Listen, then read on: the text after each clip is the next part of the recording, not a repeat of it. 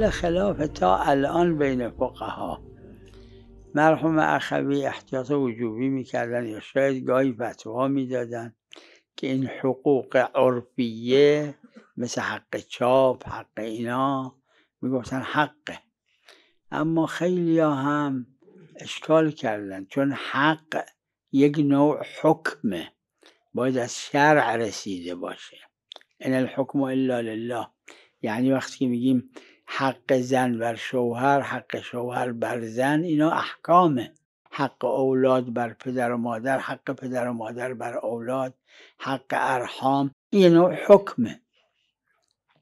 بعضی از فقها زمان یعنی معاصرین، زمانی که من عاصرتهم، صریحاً نوشتن که این حق نیست. نه، یک کسی کتابی رو میخره و میره از رو خود همین چاپ میکنه، با اینکه اون نوشته که حق چاپ محفوظه.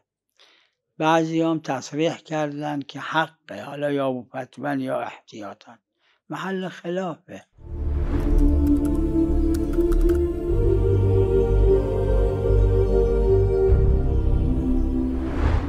حق الزامی نیست، حق مسامحیه، حق توسعیه،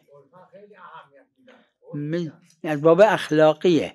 یعنی نونبا 5 نفر پشت سر هم وایسادن که نون بگیرن، اون پنجمی آخری، اون بگیم این اولیه حق داره که دومی نونباه حق نداره به دومی بده، یعنی حرومه به دومی بده قبل اولی. نه، آخه حق اگه گفتیم یعنی حرومه خلافش.